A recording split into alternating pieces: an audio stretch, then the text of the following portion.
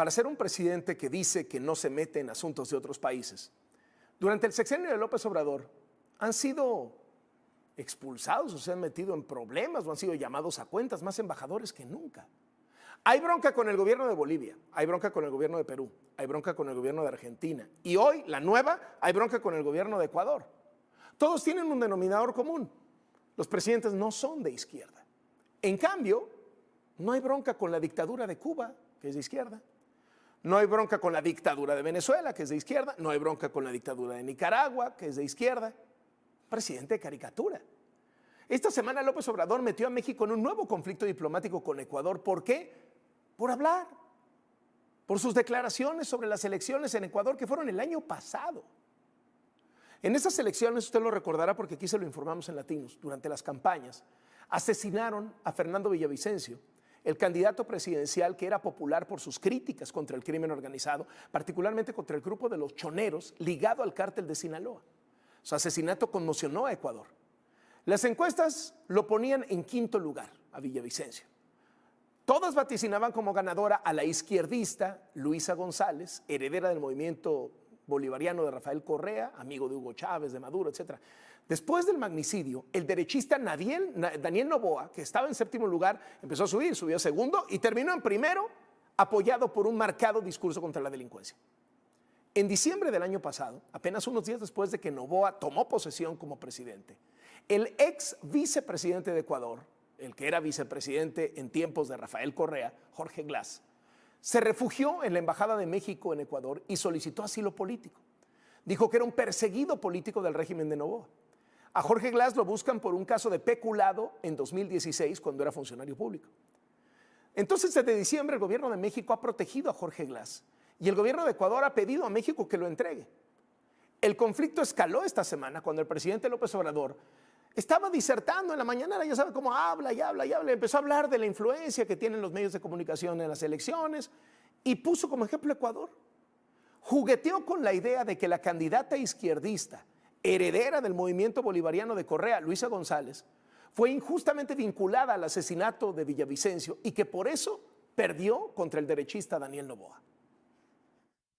Un candidato que habla mal de la candidata que va arriba, de repente es asesinado. Y la candidata que iba arriba se cae. Y el candidato que iba en segundo sube. Pero la candidata que queda después de este asesinato como sospechosa sigue haciendo campaña en circunstancias, considero, muy difíciles. Porque imagínense todos los medios. ¿Cuál es la segunda etapa? El crear un ambiente enrarecido de violencia, al grado que van los candidatos, y esto lo difunden todos los medios, con chalecos a los debates, pero todo armado. Pues no ganó la candidata. Las declaraciones de López Obrador indignaron tanto a la hija como a la viuda del candidato asesinado, Fernando Villavicencio. Amanda Villavicencio insultó al presidente por la forma en que se refirió a su papá. En su cuenta de X puso textualmente: lávate la boca, López Obrador, antes de hablar de mi padre. A Fernando Villavicencio lo asesinaron los mafiosos que él siempre investigó, algunos de ellos asilados en tus embajadas y en tu país. La viuda, Verónica Zarauz, escribió: lamentable la declaración del presidente de México sobre el magnicidio de mi esposo Fernando Villavicencio. Las fuerzas progresistas que tanto defiende están vinculadas al crimen organizado y narcotráfico. Son sospechosos oficialmente de participar como autores intelectuales del horrendo crimen, causando un profundo impacto en la democracia del país. En nombre de mi familia exijo respeto por la memoria de Fernando y al presidente López Obrador, silencio. No tiene calidad moral de hablar de democracias cuando en su país mantiene vínculos con grupos que responden a estos mismos grupos que operan en nuestro país. Casi al mismo tiempo de estas publicaciones en redes sociales, el gobierno de Ecuador decidió expulsar a la embajadora de México, Raquel Serur.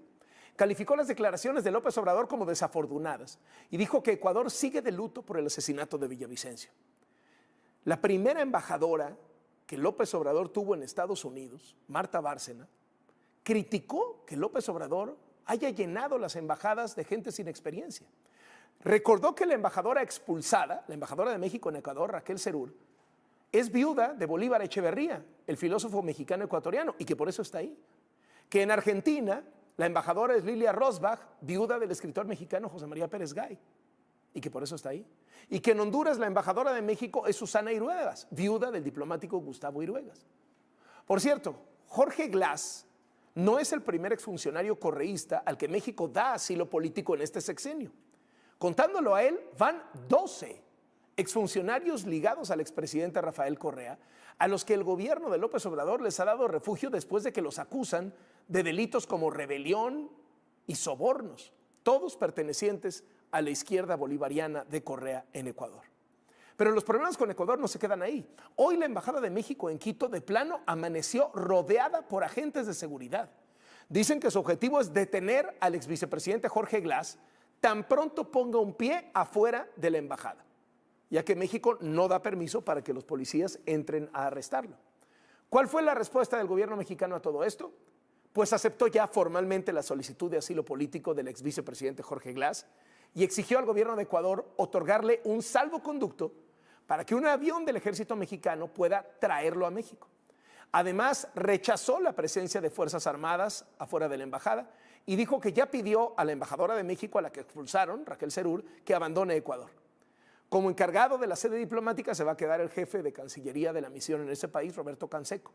Por la tarde, la Cancillería ecuatoriana explicó en un comunicado que el asilo que le dio México a Jorge Glass es ilícito porque rompe con acuerdos internacionales y que por eso no le va a dar ningún salvoconducto para que salga del país. También volvió a exigir a México que entregue a Glass a la justicia. Con todo esto, el presidente López Obrador aseguró que no habrá ruptura diplomática con Ecuador. Sin embargo, insistió en repetir el tema por el cual expulsaron a nuestra embajadora. Reiteró que él es libre de comentar lo que sea en su mañanera y que para él, quien andaba buscando pleito, era el gobierno de Ecuador del derechista Daniel Noboa.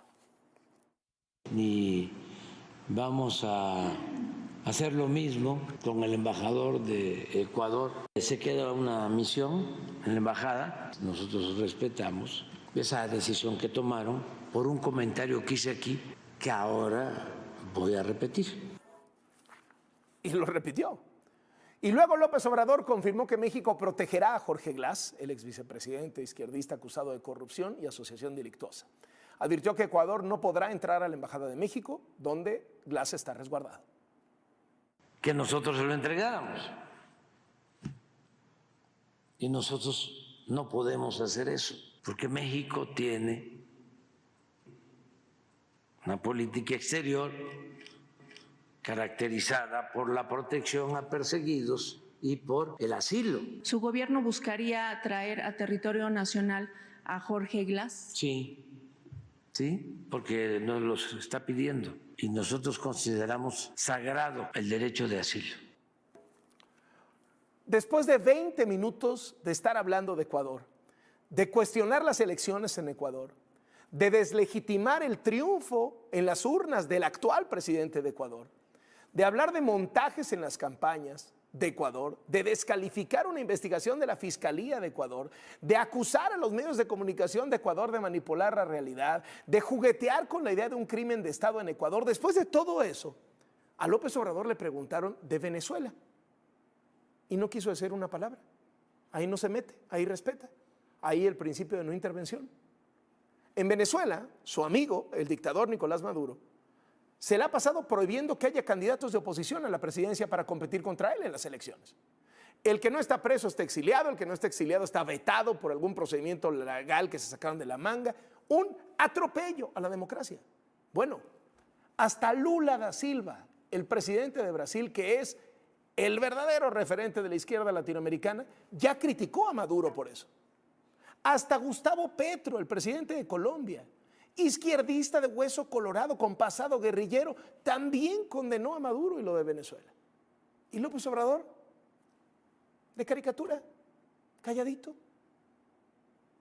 No, ¿Qué opinión tiene usted? Quiero opinar por lo mismo, porque es darle más elementos a nuestros adversarios, los conservadores. ¿México no haría ningún pronunciamiento en este sentido? No, ojalá y haya democracia y se celebren en paz las elecciones y ya,